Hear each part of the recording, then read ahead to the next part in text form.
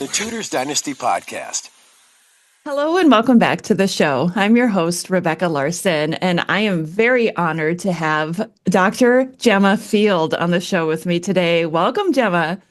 Thank you, Rebecca. I'm delighted to be here. I'm so excited to have you. But before we get started, I would love it if you could introduce yourself to the audience. Sure. So I'm Dr. Jemma Field, as you said, and I'm the Associate Director of Research at the Yale Centre for British Art, which is a long title, which basically means that I work in the research department at a museum at Yale University that specialises wholly, solely, only in things that belong to British history and culture. Very cool. You have a cool job. You know that, right?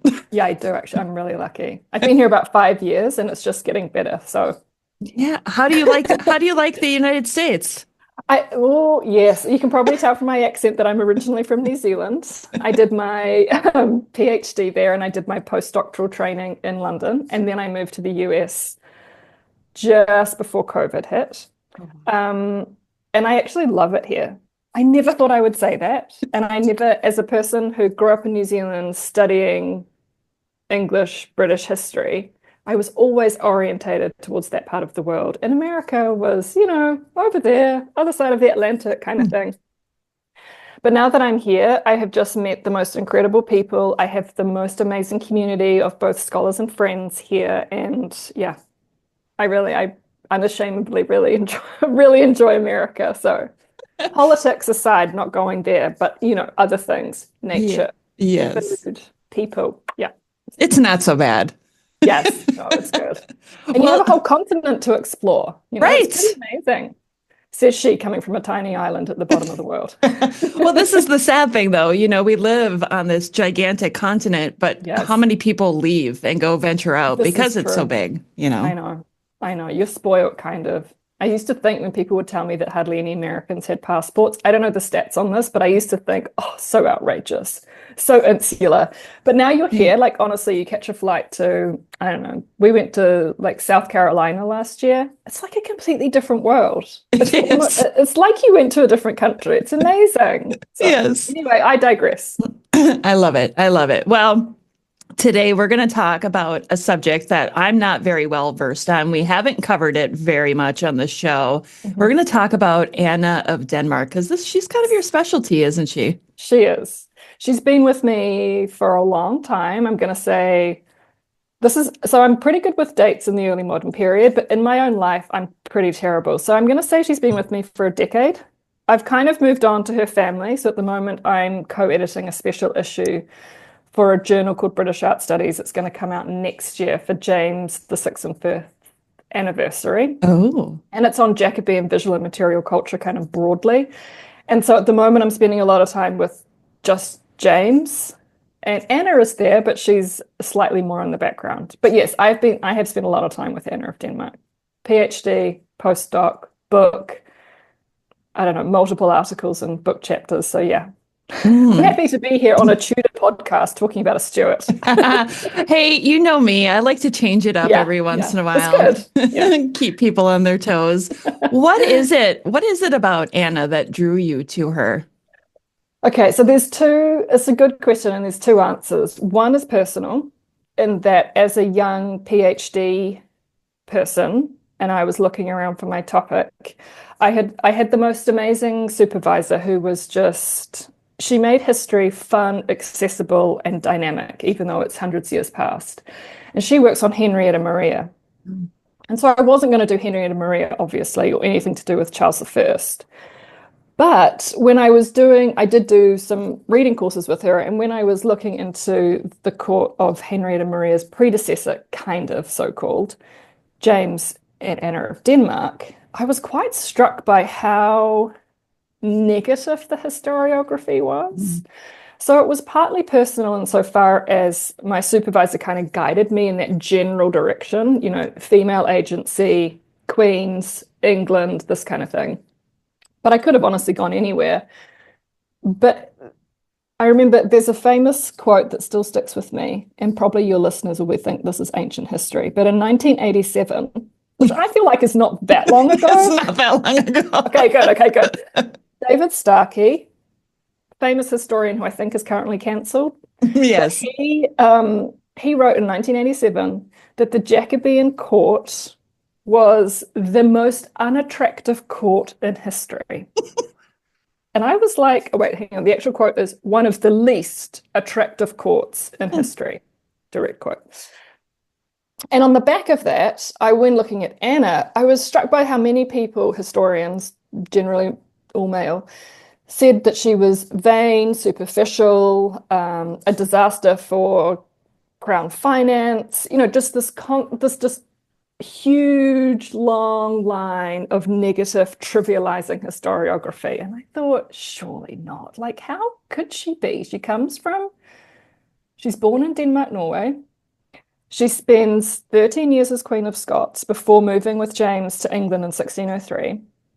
She doesn't lose her head like some of her much earlier predecessors. She doesn't suffer any, her and James don't have a massive bust up that ends with her being carted off somewhere or disowned or locked up or any of the things that could happen to women, right? So I thought there just has to be more to this. And the more I looked into it, the more I kind of got hooked, and then she was the topic of the PhD.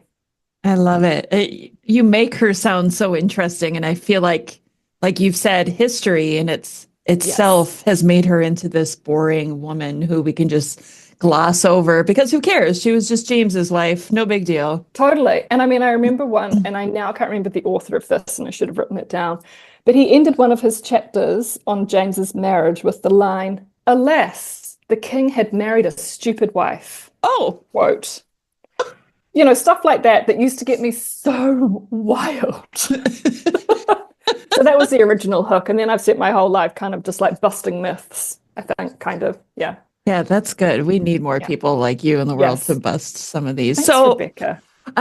I read an article that you wrote on, let me think. I don't remember the title, but it was something to do with Anna in politics and in religion.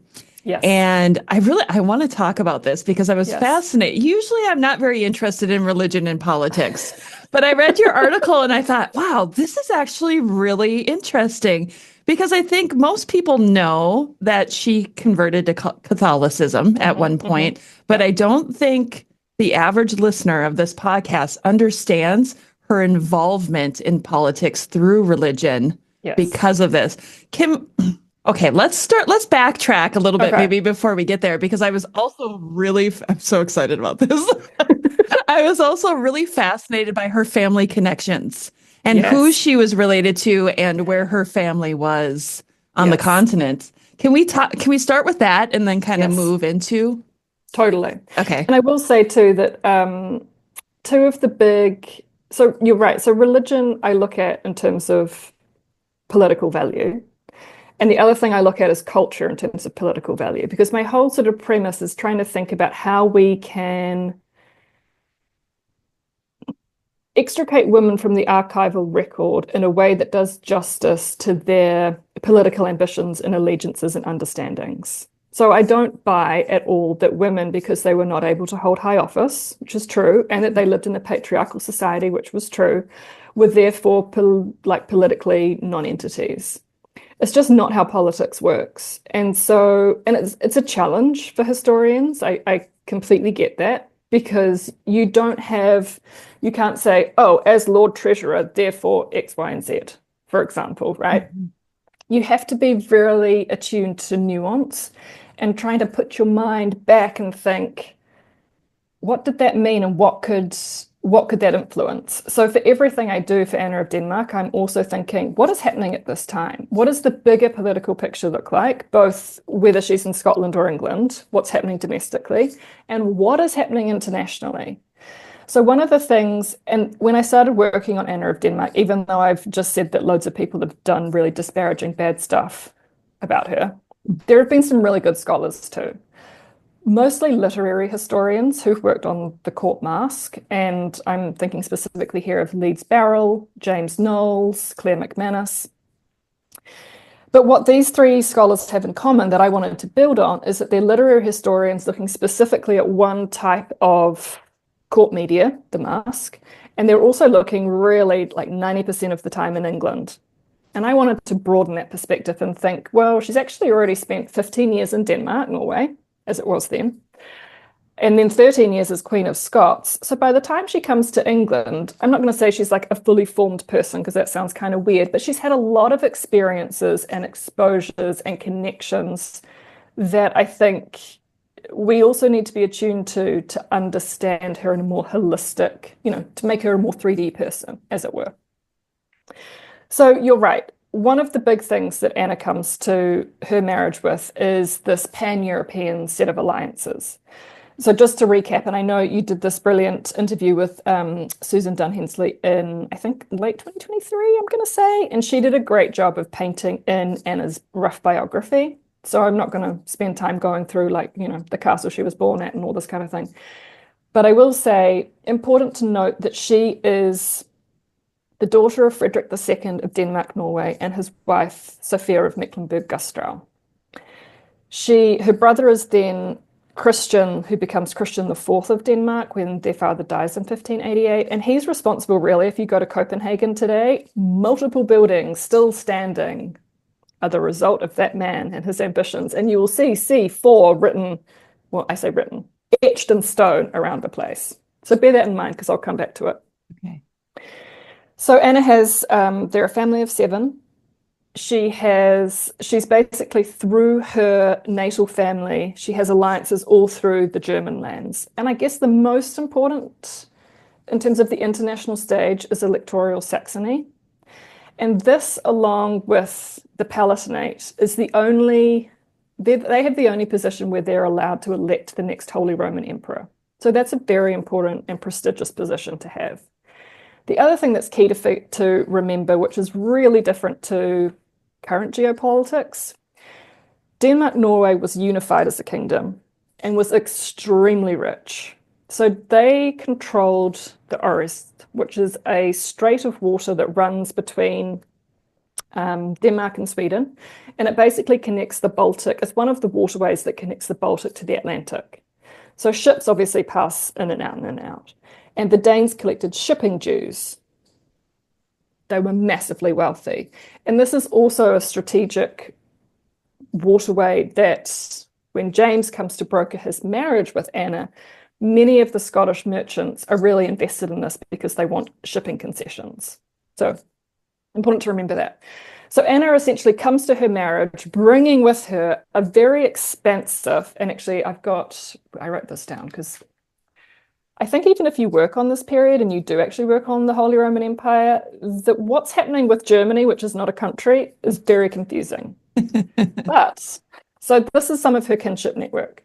Obviously Denmark, Norway, as I mentioned, Brandenburg, Braunschweig-Wolfenbüttel, Dresden, Mecklenburg-Güstrow, Electoral Saxony, which I mentioned, Holstein-Gottorp, Schleswig, and multiple other little principalities throughout Germany. Mm. In totality, what this means for James VI and then the First is that he's like significantly buttressed by Protestant European power. And this is a thread that threads its way throughout her entire life, and I think is absolutely crucial to understanding her political value as a wife and a consort. And we can see this probably, one of the most dramatic ways we see this is when she dies in 1619.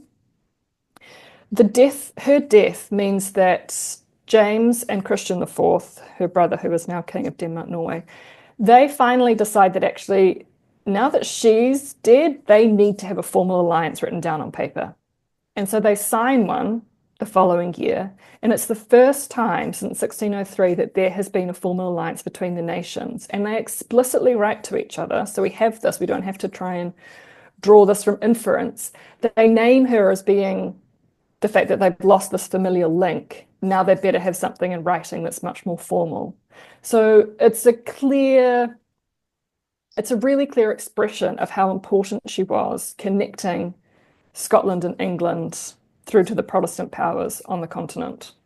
Yeah. I can't even remember the question you asked me now, Rebecca. I'm sorry. I've gone off on a massive tangent. No, I think this is well, I started off kind of wondering about her family connections on the continent. And then and they're big and important. Yes. Yeah, there was. And she I should say too, I'm going to interrupt you, sorry, just to say that she maintains really strong links with all of her siblings, so there's 7 of them, and her mother. Her father, sadly, of course, dies in 1588, as I mentioned. So letters and gifts are exchanged regularly between them. So they sort of really keep these kinship networks together. And then, interestingly, too, both of her brothers, Ulrich and Christian, make multiple trips to both Scotland and England during her lifetime. So there is a Danish royal presence at the Stuart courts, which I think should not be underestimated or discounted in terms of both cultural influence and political power brokering. Yeah, Sorry, now you go. Yeah. that's fascinating. In your article, there was some connection. I want to say it was to Isabella of Austria. Yes. Okay. So now we're getting so there is basically 3 key themes that I always, well, not that I always, they're kind of like my compass points in writing everything that I've kind of written about Anna of Denmark. One is about the translation of culture, which I've kind of touched upon a tiny bit. One is about female agency and clientage. And the other one is about the role of kinship networks and genealogical identity for early modern royal women and how important that is to who they are as people and what they do. So Anna of Denmark always, first and foremost, no matter where she lived in the world, identified as a daughter of Oldenburg. And the Oldenburg, that's the royal family of Denmark, Norway. So that's who she always is. She's presenting herself as that. Now, and I had to write this down because this is somewhat confusing. So she has Habsburg connections within her wider family circle. Now, this is why I had to write this down. Isabella of Austria, who was the sister of Charles V, the big deal, Holy Roman Emperor man, she married Christian II of Denmark, Norway, which was Anna of Denmark's first cousin, twice removed. Now, are we following that? Yeah, see why I had to write it down. And on the other side, on the maternal side, Anna's great-great-great-grandmother was Elizabeth of Austria, and she died in 1505. So what I'm saying is, this is slightly tenuous, I think could say, in terms of like bloodline links. But we have this amazing quote that I think summarized. Anna had this unbridled sense of pride in her family. And a part of that pride was this idea of her being connected to the House of Habsburg. And we have to remember, of course, I'm sure all your listeners know Habsburg, the most powerful in Europe, right? The most illustrious, etc. And so the Venetian ambassador writes of Anna, and this is a quote, "She is descended on the female side from the House of Austria, in which she takes great pride. She has an intimate friendship with the Infanta Archduchess and calls her sister. And that Archduchess is Isabel Clara Eugenia." Now, when I first read that, I was like, what? Was she descended from the Habsburgs? And it took me a long time, as you can just have listened to, figure out what those connections were. But I guess more importantly, what Anna does is she consistently reminds people that she's descended from the Habsburgs. And she uses her bodily display, which I think is a very important tool for early modern women, as a way to put forward political agendas, to talk about allegiances. She uses that to basically showcase this connection. And she does this very carefully and shrewdly by wearing figurative jewelry. Now, the jewelry that she wears is either fashioned in the form of a cipher, so a letter, or it's a monogram, or it's a miniature, which is, a miniature portrait of someone. And those would be set, and some of these still survive, either under rock crystal, which meant that you could easily see who the person was, or they were covered, and the Fitzwilliam has the most amazing examples still to this day of Anna of Denmark's jeweled miniature case, probably made by George Heriot, which includes, etched out in diamonds and rubies, the letters C and 4 for Christian IV. Interlocking letters. And so she would wear these. And we know that she did because people wrote about it. And we also know that she did because her jeweler had to repeatedly mend them. because during wear, of course, they would get damaged or a link would break and they'd be sent to George Heriot for mending. And what I think is crucial to think about is who is she wearing them, who sees them, and when. And she's generally wearing these things. And I guess actually one other thing I should add to this is she does this too with her clothing. Now, clothing as a sign of national identity or allegiance is very problematic because people changed clothing all the time. It's very difficult to say that 1600 English fashion was X. And to identify a French person, they were wearing X because it's very subjective, it's fluid. It depends a lot on the person wearing it, but it also depends on the person viewing it. But one thing that is very consistent is Spanish fashion. And one of the pieces that is very distinctive is what is called a Spanish sleeve, of which there are two types. One that is very round and one that is long and open. And if you ever look at any of Philip IV's queens or Philip III's, you'll be able to see these and immediately be like, oh yeah, that's quite a distinctive sleeve.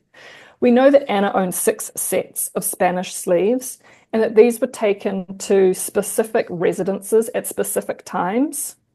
My inference from that is that she's wearing them for specific audiences. And generally in all of these cases, and I'm coming to the point now, she would wear these when she was meeting with an ambassador or holding some kind of court audience, and she's doing it in support of a Spanish match for her children.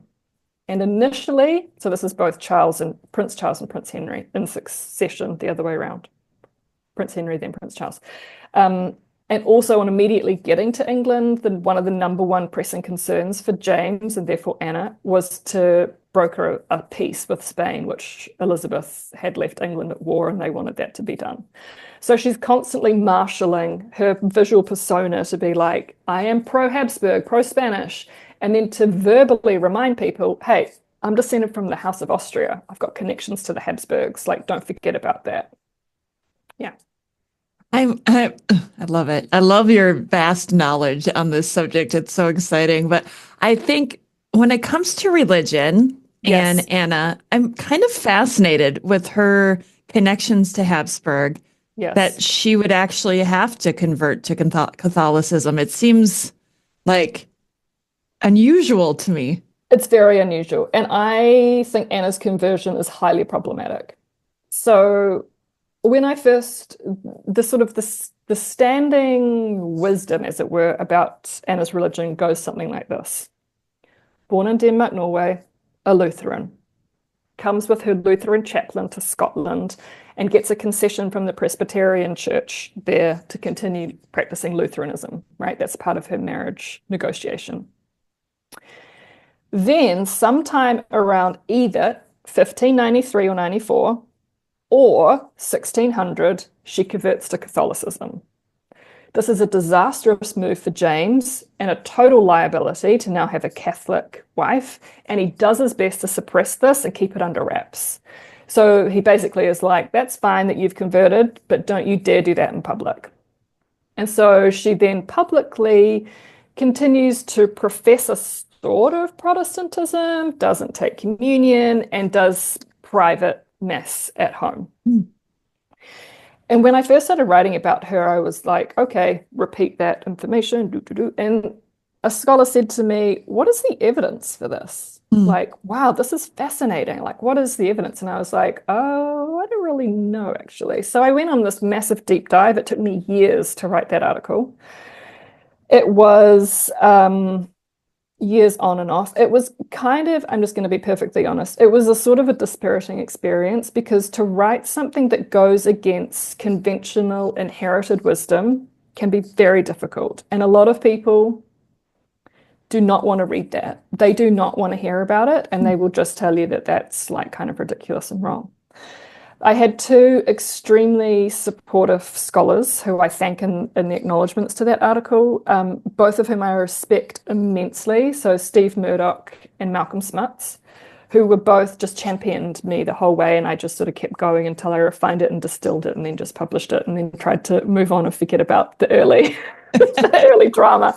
But what was so interesting to me is that throughout the sort of the 18th and 19th century, this history was propagated by male historians who happened to also be Catholics. They were priests or canons, some kind of higher ups in the Catholic Church.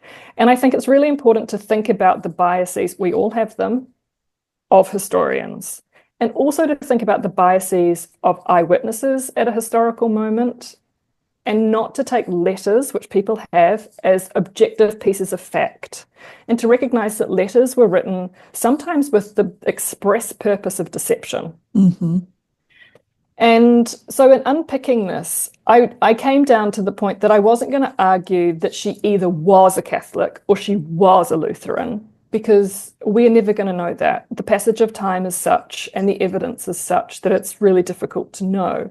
But what I do think the evidence shows, and one thing that we should take much more seriously, is that women could use religion for political purposes. Now, we expect and accept this of men in history. I mean, James VI, right? He's doing all sorts of posturing to Catholics before he gets the English throne, because he thinks, oh, if this doesn't go well for me, I'm going to need Catholic support. So I'm going to say a whole lot of things, and then I'll just retract it if I need to. And I just think, why can't women do that too? And it's not to discredit the authenticity of their faith or to say that they were fakes or frauds or phonies or anything like that. But it's to acknowledge that women too could use religion for political gain, and that religion did have an inherently performative value and function. By which I mean, yes, Anna of Denmark could absolutely have conducted private Catholic Mass at home and managed to have kept that under wraps and maintained a public Protestant piety for the benefit of monarchy, rather than trying to see it as being like, oh, James told her off and she had to go on home and do it privately. Like, she had her own volition in this. And what I think is really important too is to note that there were benefits to the king. This was not a situation where it was like, oh, you've converted, this is a disaster, oh my God. This is much more, she's a lot more of a canny operator, I think. And it's quite possible, I don't have evidence for this, but it is possible that they worked together. Because what you can see is that Anna's Catholicism was used by James for political benefit. So in the first instance, he manages to use it in Scotland to help balance the Catholic faction and the Scottish Kirk. Mm-hmm. It's also used quite successfully in his attempt to get the English throne, because he's able to say things to officials like, well, I have this Catholic wife, so like concessions for Catholics, like, well, it's fine kind of thing. Yeah. He later then is able to use it, well, Anna uses it to talk to Spanish envoys who were charged with negotiating the peace in 1604 when they're in England. So again, along with this Habsburg lineage and connection, she's basically, religious toleration is always top of the Spanish wish list. And so it's a way of sort of dangling her around to say, you know, we've got this, so maybe it'll be fine. We should definitely just have a peace. It's also used for Pope Paul V. She writes to him and expressly says, I'm a Catholic. How about we have a cross-confessional marriage with Tuscany because I'm a Catholic. We can have Catholic concessions for the princess, etc. It doesn't go down well. And actually, people would do well to remember that many Catholics did not believe her. And then lastly, it's used for trying to get the Spanish marriage with Prince Henry. So again, when it grounds the cross-confessional marriage for the Spanish needs to be predicated on the fact that the Infanta was going to have the ability to practice her Catholic faith in England. Anna is again put forward as the example of why this is going to work and why they should go ahead with it. Yeah. And I think the conclusion that I draw is sort of what I started with in terms of how this can be used for political account, but also to point to the difficulty she faced in that she sort of ended up having people not believing her on either side. And really all we can say from the evidence is that we don't know, and that people at the time also didn't know.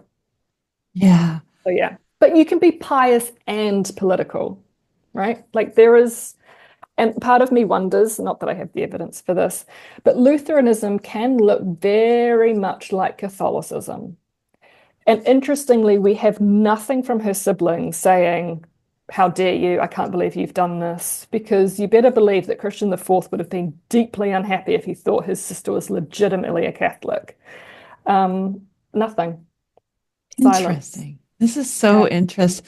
When it comes to religion in Scotland, of course, I go back to Mary, Queen of Scots, who was a Catholic, Hmm. abdicated her throne. Her son, a Protestant, is now Yes. on the throne. And now here he is marrying a woman who becomes a Catholic. It seems Yes. so problematic. So problematic. And also to remember, well, to add to the problematic complexity of this situation, um, that one of the things that I mentioned earlier about this pan-European Protestant network, one of the reasons that James is able to become head of the Protestant Union in 1613 is because of Anna of Denmark, right? Like he is connected to all of these German lands, all of these rulers. It really gives him a massive international political boost in terms of prestige. Now, if she was an out and out Catholic, it's not going to happen. So it's either, you can, again, the authenticity of the faith, whether she's one way or another, we don't know. But you can absolutely say that whether she was a genuine Catholic or not, she continued to play the Protestant part to the nth degree to ensure political benefit while privately, secretly, trying to play the Catholic card to fellow Catholics. So, and to me, that's politics. Like that woman is politicking. She's not sitting around dancing in frilly dresses, although I will say that's also highly politic. So even even though previous, a generation of scholars wanted to say that she was a disaster for Crown finance, culture is politics, my friends. Yeah. Oh my gosh, there's so many different directions I want to go with my questions now, but I think I'm going to stay on the track that we're on Mhm. with her being a Catholic, kind of Yes. secretly, maybe we'll just say kind of secretly, Yes. Yeah. Mhm. and wanting to make marriage alliances for her children with Yes. Spain. Yes. Always wanted to, Yeah. desperately. So, and I think this is one of the things, and we could talk about James and Anna's marriage more generally, but one of the things that unites the pair is their desire for a Spanish match and their desire for the Spanish peace. So, and you can see the two of them working together to that end. So initially, and so Prince Henry, who's their eldest child, a son, um, who sadly, I'm sure most people know this, unfortunately died early, probably of typhoid, just shy of his 19th birthday, so in 1612. Up until that point, he was considered to be the person that would marry into the Catholic world, preferably Spain. That was always the preference. And then Elizabeth, their daughter, second under Henry, she was going to marry into the Protestant world. And one of the reasons that James was wanting to do this was to balance faction. He had this self-styled, and I put that heavy underline, self-styled persona of Rex Pacificus, the peacemaker, the man who transcended faction and united and united people and countries too. So this was one of his strategies. And you can see that Anna and James both pushed for this for the entirety of Henry's life. And then when he passed away in 1612, that mantle then fell to Charles. And listeners may know or remember this ill-fated trip that Charles takes to Madrid, where he, I think, one shouldn't really laugh because I know they were dead serious. When him and Buckingham jaunt off to France as Tom and John Smith in disguise, of course, no one knew who they were, Right. to France and then all the way down to Madrid to try and woo the Infanta because Charles thought, you know what, the best way to do this, I'll do what my dad did and I'm just going to go and get that bride. That didn't work out. And he ends up obviously marrying Henrietta Maria, again, though, a Catholic, which causes, no end of problems. But this idea, it has long-lasting legacy and effects of wanting to marry a Catholic and have this cross-confessional marriage. Because, in domestic terms, it's highly problematic. And whether it ends up bringing the kind of stability and power that James envisions, I would say is questionable. Obviously, he doesn't live to see that day, and perhaps if he'd been king and the marriage was to the Prince of Wales underneath him, things might have been different. But of course, I mean, as we know, Charles ends up in, well, in terrible times. The only Yes. king to lose his head by his people. Yeah. So yeah. Wow.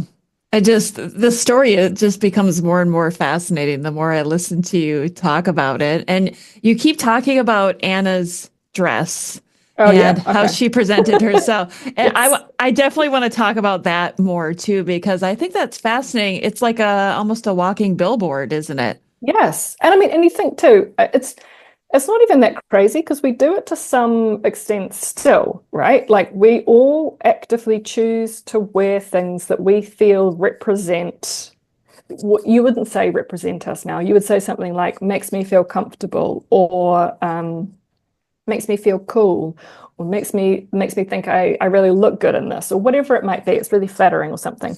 All of those value judgments are aligning with who you are as a person, right? Because what makes you think you look cool and feel comfortable, if you gave that to me to put on, I might be like, no, that doesn't. I feel terrible and awkward in this or Yeah. whatever, right?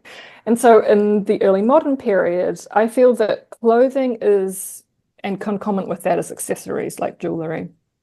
Clothing is a really important arena for women because they did, by and large, have some agency over their dressed body, whether it was in terms of particular styles, the number of gentlewomen that were able to dress them, who their tailors were, where their tailors originated from, and therefore the styles and traditions that they were familiar with. Notable side note here is that Anna of Denmark's wardrobe was heavily staffed by Danish artificers from Scotland right through England, as well as locals too. But one can imagine that this is because they are familiar with both her approach to dressing, but also potentially styles and traditions that she wanted to bring with her. Um, and so we can see women turning clothing to political account quite readily throughout history. And in England, I'm just going to talk about England now. Sorry for a moment, Scotland.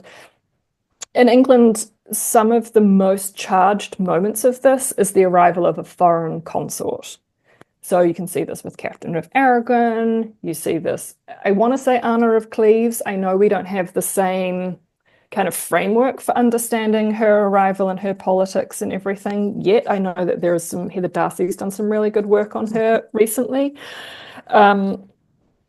But yes, even Anne Boleyn with this famed French hood, you know, there are ways of marshalling certain styles that can be turned to political account. And then, of course, in Catherine of Braganza is another really good Mhm. example of this in England, of arriving. And while people like the slightly snippy John Evelyn have a bit of a conniption about the fact that they're wearing this monstrous fashion, the underlying point of all of these kind of criticisms is about xenophobia, right? There is a fear that what is being presented here is a foreign style, a foreign person, and therefore a foreign influence. And what does that mean for politics and religion in England? Anna of Denmark, I would say, is sort of interesting in that unlike Catherine of Aragon and Catherine of Braganza, her arrival in England does not elicit the same kind of, it's not horror, that's a bit extreme, but people were concerned. You can read concern into their scathing remarks about how the women looked. And it's not just about vanity, it really is about concern as to what these foreign influences are going to do to the stability of the country. And my sort of argument, my interpretation of Anna's arrival and this kind of silence that cloaks her is both that she was familiar in a way, and I can talk more about that well, I'll just talk a little tiny bit just now, just very quickly, digression. Before she gets to England, we know that James famously rides down extremely fast from Edinburgh as soon as Elizabeth's death has been announced. He's straight out there. And then Anna follows later with Henry and Elizabeth, and Charles stays back in Scotland for a little bit of a longer period. One of the things that James does on getting to London and getting access to all of the goods of the Tudor wardrobe is to send copious amounts of fabrics, jewellery, clothes, horses, and litters back to Scotland for Anna. And he is expressing his demands to the Privy Council that this is because he needs her to look the part of an English queen. And so here is a really good emphatic statement of the political value of clothing and appearances, right? Your bodily display, you have to embody magnificence, you have to embody monarchy. So he is really cognizant of the fact that she needs to look absolutely splendid as she processes through the country from Edinburgh to London. And what we know, interestingly, is that in Scotland, where all the clothes are made up for Anna's descent down to London, is that they're made in what's called, and this is so annoying because we don't know what it really means, they're made in a new style. And the only thing I can infer, so they don't tell you what that new style is. It's not what she was already wearing, it's different, and it requires a load more fabric. Now, if you look at portraits of what's happening in Scotland and England at the same time, one massive difference is that in Scotland, they're still favouring a conical or round gown. And this means basically that they're wearing a Spanish farthingale so that your bottom half kind of looks like an ice cream cone upside down. So it's pinched at the waist and then goes out like a little triangle. In England, Elizabeth is wearing the drum-shaped or French farthingale, and this extends straight out from the hips and then drops dramatically to the floor. It requires much more fabric. And so my supposition is that she's having gowns fashioned for her that are in Elizabeth style. And when she arrives into England, she looks more like Elizabethan court fashion than she does like Scottish foreign fashion. Right. And you can see this too in the pictorial record. Unfortunately, they're all from the shoulders up, so I can't definitively prove the farthingale line of, what should I call this, informed speculation. But you can see this in terms of headdress and also the style of the neckline. It changes between Scotland and London dramatically to be. So in Scotland, she has a very wide, or it's much more Germanic. Her hairstyle sort of extends out from the ears and up in a big sort of round bouffant. And then you can often have jewels like pinned around the edges. As soon as she gets to England, straight up on the sides into a neatly arched little, it's not a cone, it's rounded. Yeah. And the neckline goes from being quite high or round to being low and plunging like what Elizabeth was wearing. So there is a real effort to make her over, I argue, in English Elizabethan fashion to quell these fears about foreign dynasty. Because although Scotland, we now think Scotland, England, same, kind of. Sorry, the Scots definitely don't think that. No. Roughly, right? In that period, they're completely different countries, different language, different religion, different traditions, different everything. Like that border between England and Scotland is ferociously fought over throughout the whole Tudor period, right? Yeah. And that's because it's a foreign country. So James, I mean, it's kind of remarkable in a way that he actually manages a peaceful accession because this is a foreign person who has now taken over the English throne, completely foreign. Yeah. So yeah, that's kind of interesting, I think. It is fascinating to me. And that was one of the things I read in your article too, where I think it's easy to forget how scary that could have been for the English subjects to think, oh, we got this Scottish guy coming in. And let's not forget, let's just do a little bit of like needling and scolding of Elizabeth I when we can, because there's not many opportunities for this. She didn't prepare her people for the succession. You know, she completely outlawed basically any discussion of the topic. Nobody knew who was going to come to the throne, and there were a lot of contenders. You know, it's really, I don't want to say we take it for granted because there have been some good books written about the succession, but it is remarkable that it's James and that he manages it actually in the peaceable way that he does. So yes, it was a scary moment. A lot of people, I feel like the 1590s, this is a time of anxiety for the English. And it's not a good time in general, right? Like drought, famine, things are not going well. Right. Definitely not going No, well. not going well. Well, I love that we've talked about Anna's dress, and I'd like to stay on that topic a little bit here and talk about, okay, so she's now kind of converted to English attire to fit in. Is she using that attire to secretly tell people that she's Catholic? Oh, it's such a good question. And the honest answer is we don't know. I can say categorically that she doesn't own anything that smacks of Catholicism. Okay. So by which I mean like a jeweled crucifix, an Agnus Dei, rosary beads, things that she could wear that would be like really like a big signal. And neither does she have anything in her household effects that are necessarily Catholic. The problem with reading this evidence backwards is that our understanding of what equates to Catholic and their understanding is different, right? Like, and Charles I is a great example of this as someone who we now say is a high Anglican. He didn't say he was one of those, but we can say that now. There are a lot of things that taken out of context, you'd say, oh yeah, that's a Catholic object. But for him, that was part of the high Anglican rite in the way that you should worship God. So, there is so much nuance, and this is true too of Lutheranism. One of the most amazing, well, there's lots of amazing artifacts that survive, but in the course of my research, Anna's sisters have a lot of very, which is remarkable that this has survived. They have religious objects that come down to us that could, I think, easily be seen to be Catholic, right?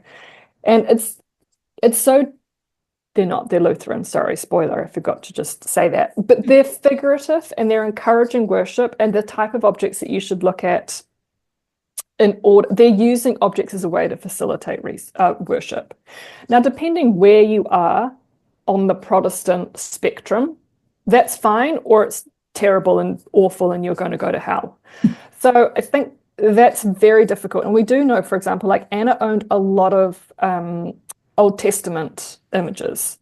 And when she was dying in Hampton Court, there's an eyewitness account from one of her women that even though she could hardly walk, she would drag herself to the gallery. First of all, she had those pictures taken with her to Hampton Court to prepare for death from her collection. I'm pretty sure she was at Denmark House at this time. And then she goes to look at these images to prepare herself for a good Christian death. Now, one could think, oh, that's such a Catholic thing to do. But it's also quite a Protestant thing to do. And Tara Hamling, I will shout out to her, who has written the most amazing book on this, in terms of the survival and the use of religious images in England post the Reformation in the domestic context. There is so much nuance there. And I think it's deserving of a lot more research, more than I have done to date. And I hope someone will really spend time with this. But you see a lot of alignment in terms of the iconography that Anna is favoring in terms of religion with her Danish siblings, which is true of basically everything she does. I mean, she's a princess of Denmark through and through. I love this. Oh, I feel like we could talk for hours about this, but our time is quickly running out I here. know, it's because I keep talking and talking. No, but this is all so fascinating. Like, I don't want to stop you. I don't want to interrupt you because I'm like, I don't know what she's going to say next because this is absolutely genius. But I do want to talk because before we started recording, we talked a little bit about jewelry. Yes. And I know you've studied a lot about her jewelry or maybe jewelry in general, but can we talk about Anna's jewelry and maybe how she used it? Yes. And I've touched a little bit on this in terms of the miniatures and the ciphers. So there's quite good evidence for Anna's jewelry because so George Heriot, who was a Scotsman, she appoints him as her principal jeweler in Scotland, and he travels with the Stuarts to England.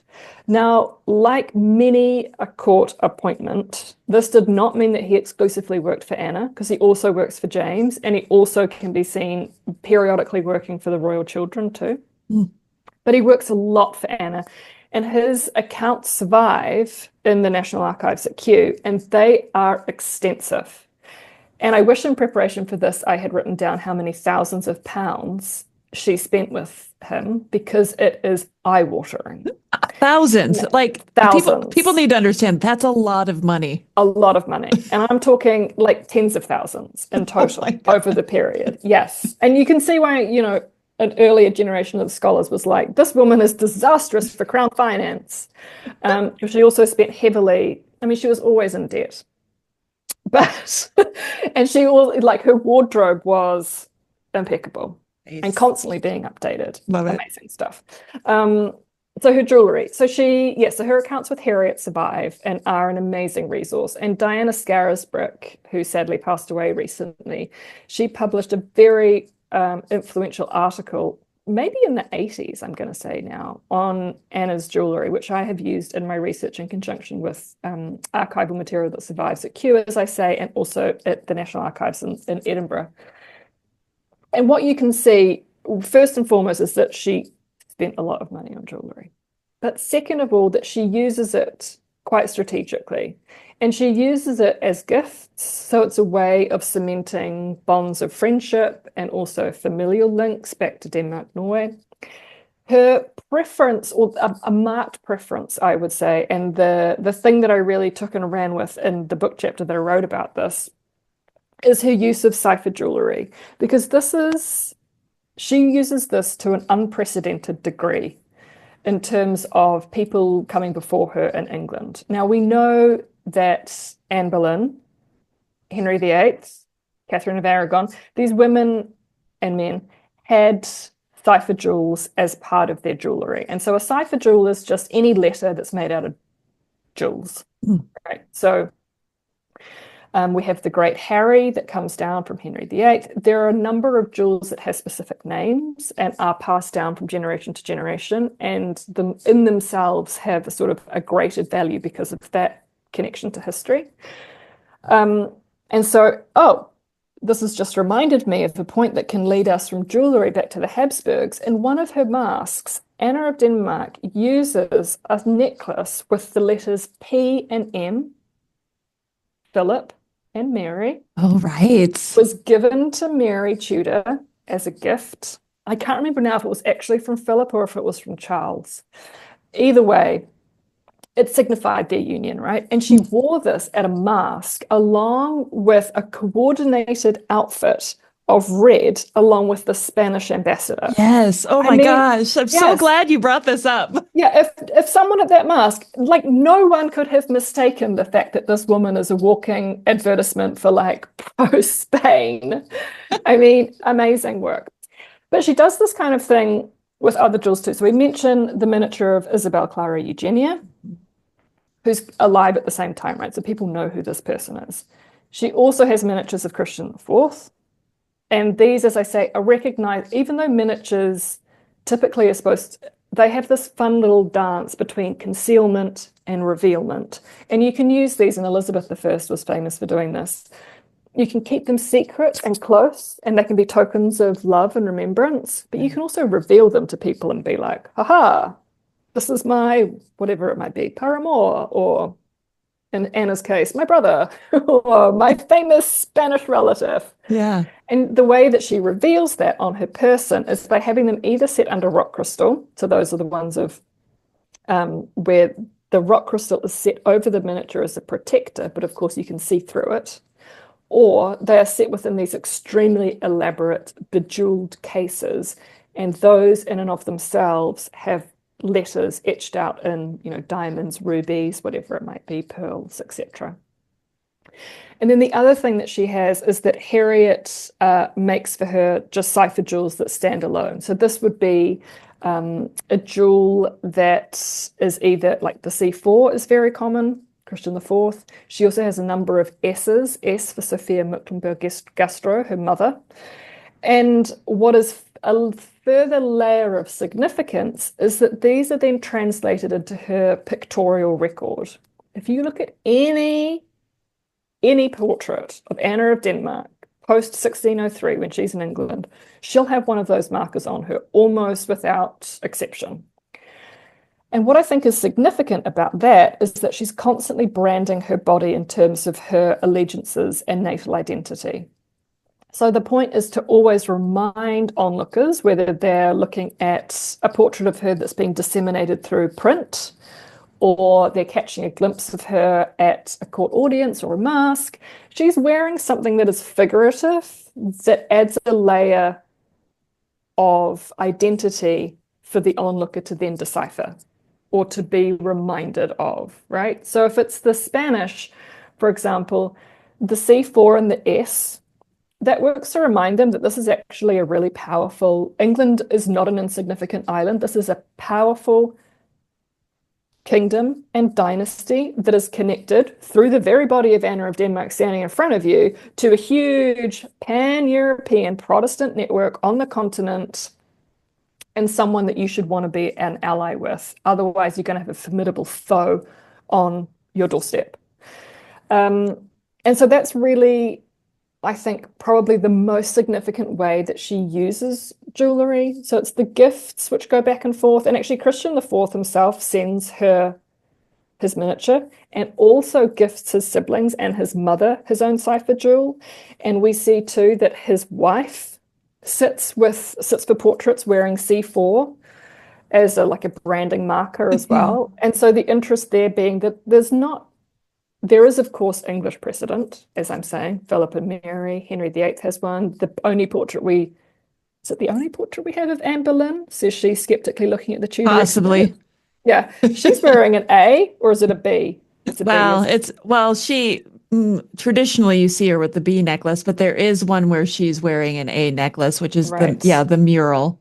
Right. So there is precedent there. This is not like Anna of Denmark arrives in England and starts this brand new thing. Right.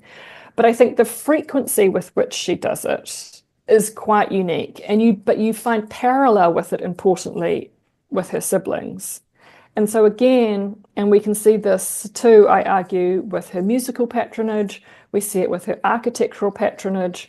We see it with her portrait collection. It's constantly linking back to Denmark, Norway. And this is what I mean by her identifying first and foremost as a princess or a daughter of Denmark. That she's influenced, and I think we could say this today, right? She's influenced so heavily by her formative experiences growing up in that court culture where, let's not forget, her father, Frederick II, ushers in this, he sort of turns Denmark, Norway into a place of Baroque splendor. He pours huge amounts of money into building campaigns. And so you can see really, I think, very strong telling links between what he does at like Kronborg, one of his palaces, and what Anna does at Greenwich. You can see it too in his use of hunting lodges as a form of a space for diplomacy, which is what Anna does at Greenwich, at the Queen's house. And then you see it also with, Christian IV, who has these huge building campaigns in Copenhagen. They learnt this from their father. They're not just coming to this from, their advisors or whatever. And I have to just say, which is it's not a total tangent, but I do just want to emphasize one point that has always slightly peeved me, which is that Henry, her eldest son, I'm sure he was a brilliant, slightly precocious, amazing young man. Mm-hmm. But I would like to have it on record that Anna of Denmark did not learn how to collect pictures or how to patronize architects from her 10-year-old son. She learnt that in Denmark, Norway. She then continued and built on that legacy in Scotland and then continued to do so in England, from whom her son then learnt. So we've had that backwards, I think, this whole time. And it is true that Henry had an amazing set of advisors. I'm not trying to discredit, Arundel or any of these highly cultured connoisseurial men at court. But to say that Anna had no idea about collecting, or that to collect Netherlandish painting rather than Italianate painting meant that she had no taste and wasn't a connoisseur, I think is just really backward. And really what you see is everything that she's doing, she actually learnt in the continent when she was there.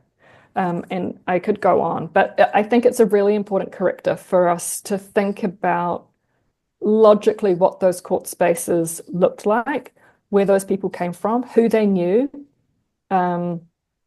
and where their interests may have come from. And I could probably just finish by saying, actually, on that point, that it's really interesting and significant that the two architects, I use that as this isn't a term that they had at the time. We would call them now architects, right? William Shaw, who worked for Anna in Scotland, and Inigo Jones, who worked for Anna in England. These two men, there is a strong case to be made that they were adapting and responding to Anna's wishes and desires. This is not a case of Anna being like, I have no idea what I'm doing or what I want. Can you just make me something? Yeah. And the Queen's House at Greenwich is probably the best example of this, because we have archival evidence of Inigo Jones submitting a plan or a model to Anna for the Queen's House, to which she says, no thanks, I don't like that. She pays him £10 for his work and then asks him to submit another one, and then pays him £16 for the next idea or model, which is absolutely incontrovertible evidence of her having a strong hand in the shaping of what that building was going to look like. That's not Jones just freewheeling around. And that also to remember that both Jones and William Shaw had first-hand experience of the built environment of Denmark, Norway, having both travelled. Shaw travelled with James to get Anna in the 1580s, and then Jones goes with the Earl of Rutland in 1603 to give her brother the Order of the Garter, to invest him. So both of those men, which I think is no coincidence, have personal experience of what that built environment looks like, which is heavily influenced by what's happening in the Netherlands. So her father, Frederick II, essentially relied heavily on Netherlandish artisans who were brought into Denmark, Norway to create these amazing Baroque palaces for him. And then obviously Anna grows up while this building work is going. She watches the transformation firsthand. James is completely stunned and changes much of his own court etiquette based on his experience in Denmark, Norway too. And then Jones and Shaw are the men who are tasked with realizing Anna of Denmark's architectural ambitions in both Scotland and then in England. Jemma, oh my God, I can't, when we started the conversation today, I was still kind of on the fence when it came to Anna, because I always felt like, it's like when you have a teacher in school, a history teacher who's not a very good teacher, let's say, and you don't really get much from it. I felt like today I understand Anna of Denmark so much better after listening to you. And I'm far more intrigued by her now than I was before. Like, I want to go read up on her now. Yes, we should totally do part 2. We can get more into the wardrobe, more into who she was patronizing to paint her at court, which is also very interesting. And potentially too, one thing we didn't talk about, I mean, I think I think she's interesting because I'm slightly biased, having spent years with her, but a formidable woman who had this unbridled sense of ownership. And she could be she was stubborn and she held a grudge too. Like, she could sometimes be not particularly nice. And you see this, she would take on, and I think just leading on from what I was saying about her building projects, she took her properties very seriously. Now, with all queen consorts, they get in England and in Scotland too a jointure, right? And this is a set of properties. This can be both royal residences, but it also has tenements. It can have bits of industry, like a mill. It can be royal forestry. It's a whole sort of collection of landed estates of various forms or another, from which the Queen is supposed to have an income. And what's really interesting to me about this is that Anna's jointure forms the foundation for her to start numerous fights with very high-profile men at court. Now, she's not always successful, but she is on some occasions, and it starts early with her having a massive fight with Chancellor Maitland in Scotland over property that is adjoining to Dunfermline, which is one of her properties that she's granted in the jointure. And it's about whether the lands north and south of the Forth, the River Forth, is also part of that property or whether it's not. And the difficulty is, and I hope I get my norths and souths correct here. I think it's the lands north that are already part of hers, and the lands south include property that belongs currently to Maitland, as well as some other people. And she demands that actually she needs all of those lands, not just the ones to the north. Her property of Dunfermline needs to encompass the entire amount. I love Goes this. into battle with this man about it. He essentially gets cast out of court. I mean, it's a proper feud, and eventually he concedes, and then they have like a so-called reconciliation. Now, in England, she does the same thing. She gets Nonsuch Palace, which unfortunately doesn't survive anymore, which is so sad. And Baron Lumley has to forfeit, or doesn't have to, chooses to forfeit some of the lands to her that adjoin that, so she gets that as well. And then her biggest kind of fight is that she gets Greenwich late in life. So I think it's added to her jointure in 1613. And the Earl of Northumberland currently has rights to herbage and pannage in Greenwich, and he owns land in the park there. And Anna decides actually she also needs that park joined to her house. It's not just a matter of, she doesn't consider, and this is true actually of the conception of property in the period, it's not just the house, it's the bits of land that are annexed to it, right? And they feel that her sense of ownership and entitlement she needs the whole lot.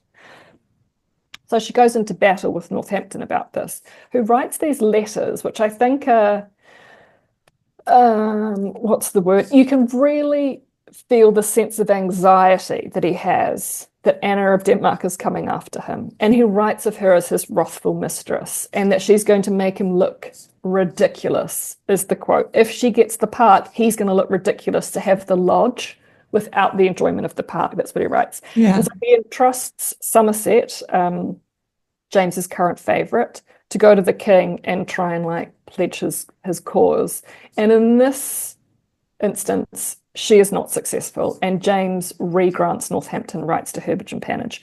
But I think the overall picture, this is a person who is not afraid to go head to head with some political heavyweights to get what she thinks she deserves and are hers.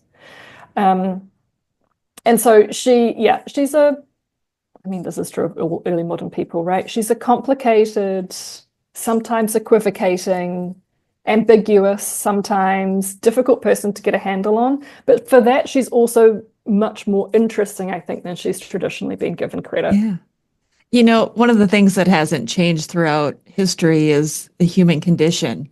Yes, totally. I mean, we're the same, aren't we? Yes, we are. And sometimes through these things, you get glimpses. There are definitely cases where you think, I don't understand what that is, right? But there are also times when you're like, oh yeah, I can understand that.